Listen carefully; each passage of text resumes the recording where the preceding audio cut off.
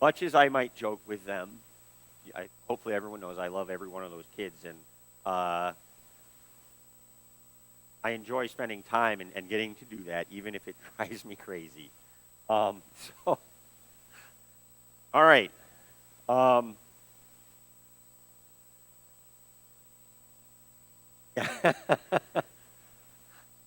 um, talked this morning with the kids a little bit about things that they might be challenged to do. Um, and as I said, in doing so, actually, there's a bit of a challenge. And the reason I wanted to talk with them about that is to lay the foundation for looking at choice and challenge in our own lives. Now, there's very little question. I think most of you know I work with the Boys and Girls Brigade. And at the Boys and Girls Brigade, we use an approach called challenge by choice. When we put kids in front of a climbing wall and say, hey, we want you to climb that wall, we would never force a child to go onto the climbing wall if they're not comfortable doing it. We just built at the brigade a American Ninja Warrior course. Still trying to get it certified. But we built a warped wall, and we built some hanging pegs, and we built all of these different challenges that kids will be allowed to go and try their skills on. It's always an option. It's challenge by choice. Now, we do encourage them. Everything we do, we encourage kids. Hey, go try water skiing. Try the climbing wall. There's easier and more difficult things to do. We encourage them to try downhill skiing or air buoy. All these different opportunities we put before them, and we say, hey, give it a try. But we encourage, not force. Now, at my house, we have a very similar approach to things, but it's a little bit different. My kids are they're given challenges that they have to accept. They get to decide how, but music, for instance, is one requirement. My kids know they have to participate in some form of music. Now, we don't tell them what they have to play. Benjamin picked the saxophone. Miranda said she would pick up the clarinet. Nicholas is not yet there yet, but he'll eventually have to decide to play the saxophone, because I have one. But they're given the opportunity to pick how they might want to participate in music. Likewise, my kids know that they have to participate in some form of athletic endeavor. I don't tell them they have to play soccer or they have to play football. Many of you know my kids picked speed skating, which challenged me to pick that up as well. But Benjamin has said, you know what, next year I want to play football. I didn't tell him he has to play football. I told him he has to participate in a sport. Adonaiah says she does karate. Same, mom and dad didn't make her do it. She chose to do it. She stepped up and said, I'll participate in this. Don't let my kids know, but eventually when they get into high school, they also have to pick an academic extracurricular activity to participate in. I'm not telling, they don't, they could pick debate or drama or the chess club or the robotics club, but they have to pick something to participate academically as well. But I let them choose how they go about doing that. Now, that's a model that you might not think about in the Bible, but if you were to look at it, you would see that it is very much a biblical principle. We're challenged to do a great many things in the Bible. Jesus challenges people all of the time. But if you look at it, it's very much a challenge by choice. You don't see Jesus in the Bible going, no, you will do this. You must do this. You have to do this. You don't have a choice. The choice is always there. We're going to look at a few examples of things in the Bible where Jesus presents a challenge, lays a choice before people, and allows them to make the choices. And we'll compare and contrast some things that we've talked about in the recent months. Start with John chapter 4. In John chapter 4, that chapter is about Jesus meeting at the well. And as we know, usually when I stand up here and I talk about things from the Bible, I say it's something we've heard a lot. There are things that are easy to remember. But we know that Jesus encountered this woman as they were traveling. And while they're standing there at the well, Jesus says, "Hey, I'm thirsty. Would you get me some water?" And that led to this discussion where the woman talks about, first she's amazed that Jesus would even talk to her because he's a Jew and for the two of them to talk is kind of out of the ordinary. But Jesus challenges her in a couple of different ways. First, he challenges her understanding of what she thinks of as far as faith and spirituality goes. Because he's talking about, the bread of life and the water of life and how you can look at the well and get water, but there's other things in life that are more important. He challenges her understanding. And at the same time, he challenges her past because he demonstrates how well he knows her when he talks about her husband and she says, "Well, I don't have a husband." And he says, "Yeah, you're right. You've had 5 husbands. Not only have you had 5 husbands, but the guy you're living with now isn't even your husband." And it amazes her that he knows these things. Then we get to verses 28 through 30 of John 4, and we see her reaction and her response to all of this discussion. And it says, "Then, leaving her water jar, the woman went back to the town and said to the people, 'Come see a man who told me everything I ever did. Could this be the Messiah?' They came out of the town and made their way toward him." In the intervening moments, Jesus is actually having a discussion with his disciples. And now all of a sudden he's challenging the disciples because they're kind of confused at what's going on. And he challenges them, and he starts to talk about and he's talking about the fact that not everything is a start to finish job. I'm starting in verse 38. It's a little out of place, but the wording I think is fitting because he says first to the disciples, he says, "Others have done the hard work, and you have reaped the benefits of their labor." And then it continues, "Many of the Samaritans from that town believed in him because of the woman's testimony. He told me everything I did." So when the Samaritans urged him to stay with them, and he stayed 2 days. And because of his words, many more became believers. He said to the woman, "We no longer believe just because of what you said. Now we have heard for ourselves, and we know this man really is the Savior of the world." Got to think about this woman, a Samaritan, not really raised in the teaching that Jesus had taken. She wasn't raised as a Jew. She understood the differences that existed between the Samaritans.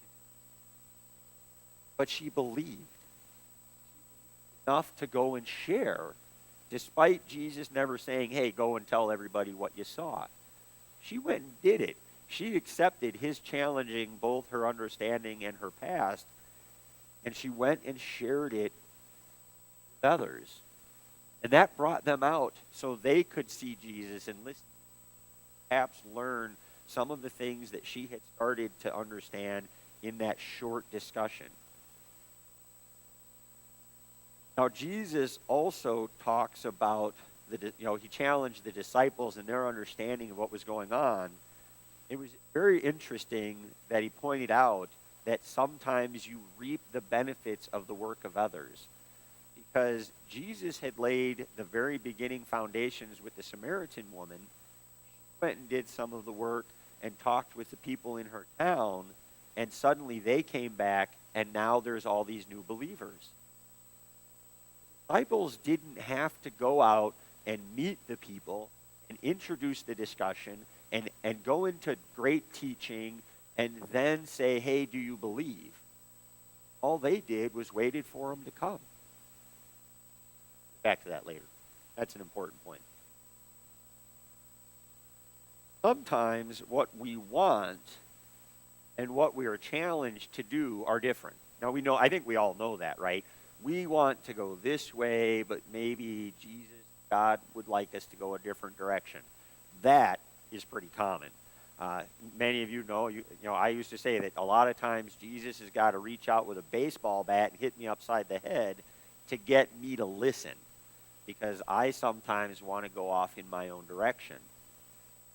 Mark chapter 8, we have an interesting story. Mark chapter 8 is about Jesus traveling around the countryside, and in this case, he happens to run into a demon-possessed man.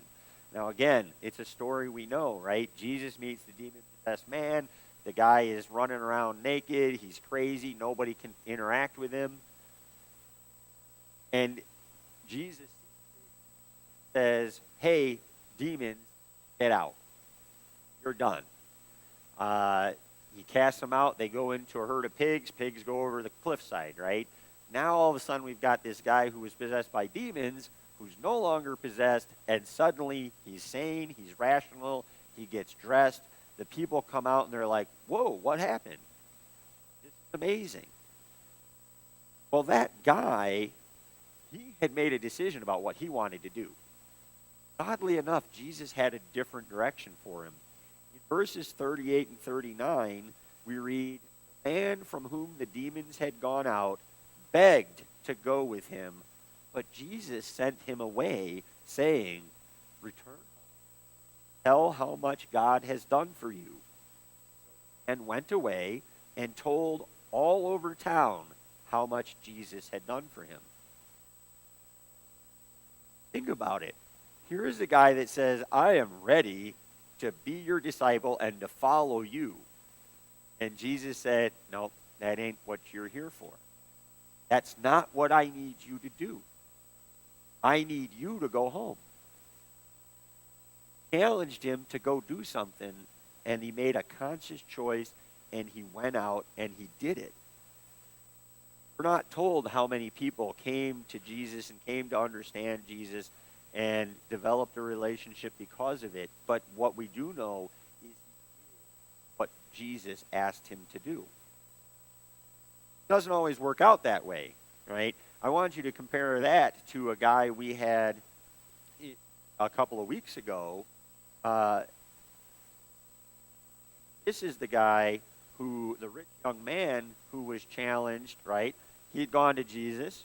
Hey, Jesus, what do I have to do to be righteous? What do I have to do to be saved? And Jesus told him, follow the commandments, love your neighbor as yourself, right? Put God first, follow all of these things. And the guy said, I do that. And Jesus said, oh, well, there's one other thing if you want to ask. The other thing you need to do, go sell all your stuff, give it to the poor, and follow me. So here Jesus says, follow me. This guy that was possessed by demons wants to follow Jesus and can't. Now you've got a guy that Jesus says, follow me. And we all know the end of that story because we know what that rich young man did. He walked away. Challenged by Jesus, made a choice as well.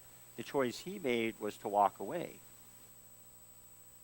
Sometimes not being in the presence of Jesus physically, and Jesus told this other guy, hey, you need to go into town. You don't need to follow me physically. You need to go and do something. And he accepted that challenge. And of course, we have the disciples. Disciples are often sent out and faced with many challenges. We're going to look at Mark 6. I'm going to read verses 7 and then 12 through 13. And in Mark 6, Jesus is sending the disciples out to share the ministry. Mark 6, verse 7, it starts, calling the 12 to him, he began to send them out 2 by 2 and gave them authority over impure spirits. And then we continue in verses 12 and 13. It says, they went out and preached that people should repent. They drove out many demons and anointed many sick people with oil and healed them. So understand, Jesus sent them out with the power to overcome impure spirits, to overcome demons. But they went above and beyond that. They stepped up, they preached the word of God, they preached the gospel that Jesus was preaching, healed the sick, they cast out demons, and they took that ministry where it needed to be. They were challenged by Jesus, and they rose up, and they accepted it, and they did. Now, that's the smaller picture, because if we think about it, the bigger picture that Jesus lays before us isn't simply to go out and heal one sick person or to go out and cast out a demon. Larger challenge in Luke 9, verse 23. Says to them all, whoever wants to be my disciple must deny themselves and take up their cross daily and follow me. Now, like the demon-possessed man who was sent out, we know that doesn't always mean follow Jesus throughout the world wherever Jesus is going. Go where Jesus sends us. Take up our cross and do those things that Jesus is challenging us individually, us as a church, us as the broader churches to do. No different than the kids who were down here this morning or my kids at home. Our choices are somewhat limited. It doesn't say if you would like to pick up a cross and follow me. He doesn't say if you would like to go out and make disciples of all men. We're commanded to do those things. We're told if we want to be with Jesus, we must pick up our cross. We must go out and make disciples of the nations. It's not a request. It's not a suggestion. But what we do have is the choice and the ability to look at how we do that. Just like my kids don't have to play the piano or have to play the guitar, Jesus doesn't tell us how we must go out. He calls us to do something, and then he gives us the gifts with which we can do it. You know the challenge, right? The challenge is our mission statement, right? Treasure Christ, to be disciples of Christ, and to go out and make disciples for Christ, right? It's not just half the mission statement. It's not to just treasure Christ, right? That mean we just sit here and do nothing, right? We just sit here and treasure Jesus. There's a second half to that, to go out and make disciples for Christ. Some of you will remember Keith, big tall guy, friend of mine from the brigade who has stayed here, has preached here a couple of times.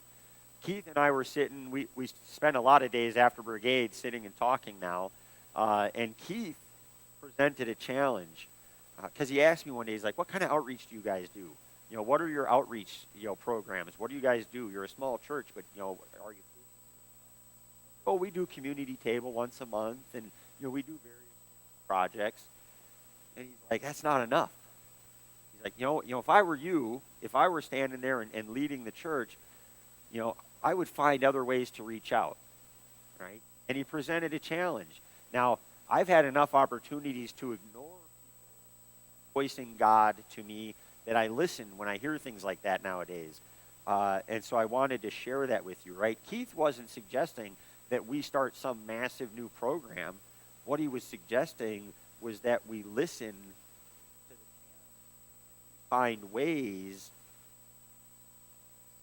out to the community, to let people know we're here, to let people know that this church exists not just to preach within the walls. So I started thinking about it, and we got community table, so I started thinking about some opportunities. I heard on the radio one day about a police program where they take stuffed animals in their cars because they often encounter children who are in crisis. And the police carry stuffed animals so that if they have this kid that could use a friend to hug onto, they can pull a stuffed animal out of the car and give it to the kid. If they have a kid that's just suffered a loss in it or needs that little bit of connection, they have something to give them to make a connection. And when I heard that, I thought, wow, that'd be awesome. That's a neat program. I wonder how much help they need. I wonder if they, how many animals they go through a year and whether or not they need donations. Story Quest Quarry Quest just down the road. This is something where in the past we've said, hey, if you need parking, you can use our parking lot. But if we ever think about, hey, what if we were all here and when people drove their cars in, we said, hey, can we give your car a wash while you're gone? Just as a sign of our love, and we'll wash it for free and clean the car for you. By the way, when you come back, we'll have cookies and lemonade for you. Idea. Been doing the Thanksgiving dinner here for several years now. If we said, you know what, just serving the church ain't enough. What if we put the opportunity out there and said, stick our necks out there and we're going to invite the community. Everybody shows up, we'll give them dinner. That one scares the daylights out of me. How many parents, when they were raising their kids as toddlers, would have loved the opportunity to drop their kids off somewhere, not have to pay for babysitting, have an opportunity to go out for an evening, go to dinner, go to a movie, and know that it's not going to cost them an extra $50 because they got to pay a babysitter? What if we said, hey, this night is going to be parents' night out, and we're going to bring all the high school kids in, us kids. We're going to bring some of the adults and some of the kids in. We're going to provide activities, not necessarily on an annual or a daily basis, but just as an opportunity.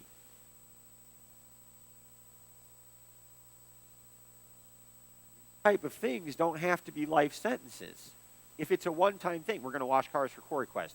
We do it. We let people know we're here. They see us. It's awesome, and it's done. If we do a drop-in, we could do it one time, and say, hey, how did that work? Maybe we want to expand that. But it's a one-time opportunity. It's a chance to come in and do something where you're not making a weekly commitment for, the next 5 years. But most importantly, they're not just my ideas, right? I'm just throwing things out there. I'm just throwing some things that have come to my mind. But the question is, there's a lot of people sitting here who probably could go, oh, no, I got an idea. Here's a thing we could do. Share with people and maybe let people know that Whiting isn't just a building open once a week for 2 hours. Find ways that we can build that community both inside and outside the walls. The goal of looking at this isn't to scare people away. I don't want people to, oh no, they're going to start, oh man, they want me to volunteer for this and volunteer for that and volunteer for all. I'm not here to try and scare people away. I'm actually suggesting, and Keith is suggesting, an idea of how we might invite people in. If you recall, Pastor Nick spent a lot of time talking about developing relationships. And it is impossible to develop a relationship with a community that barely knows we exist. Now, there are organizations, Community Table, great one. Community Table knows we're here. Boys and Girls Brigade knows we're here. The Clothes Closet, they know about Whiting a little bit. But when we look at the greater community, which is what we're called to do, to go out and expand and to make disciples of men, not only is it the Great Commission, it's our mission. Disciples of men, we have to find a way that we by reaching outside of the church walls. Now, as you think about that, and in wrapping up, I want to put before you one other choice, because it'll help you as you start to think about, do I accept the challenge that's laid before me? Do I accept the mission that Jesus, do I accept that commandment? I want you to think about the greatest decision, challenge that any of us could ever think about. And that was the decision that Jesus made on the night he was going to be betrayed. Because Jesus was given a choice. Accept being turned over to people who are going to kill you or not. I like to think that Jesus had to die on the cross, and he did. We needed him to die on the cross for us, but Jesus didn't have to do that. Jesus had the full power and command, all of the power that God has to represent, being God himself, he could have said no. He could have refused the challenge that was put before him. And it's because he had a choice that his sacrifice meant so much. He went voluntarily as a perfect sacrifice to die for our sins. Think about what things would look like if Jesus had picked a different option when faced with that choice. Given a challenge, he had a choice, and he said yes. Look, as individuals within the church, as a church body, and as the greater churches of Wisconsin and the United States, look at the challenges that we're being given, how we're going to respond. Because it is in that response that we have the ability to make disciples of men, which is what we're called.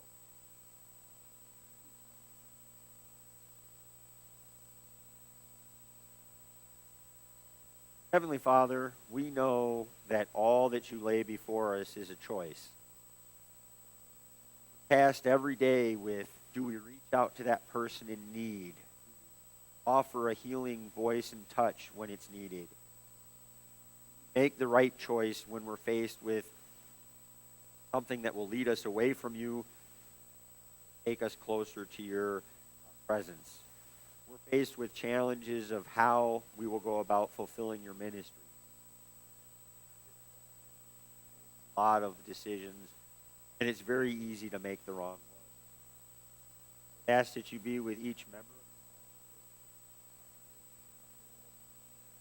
the entire church on this earth, that you would be help us when faced with a challenge, accept it, and to be like that demon-possessed man who said, Jesus, I want to go elsewhere. Your task by command. Ask that we would be like that man, or to be like Jesus who said, not your will,